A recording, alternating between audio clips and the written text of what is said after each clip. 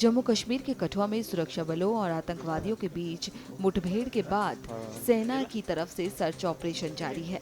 ये कठुआ के पंजतीर्थी इलाके की तस्वीरें हैं, जहां सेना के जवानों की तरफ से तलाशी अभियान जारी है।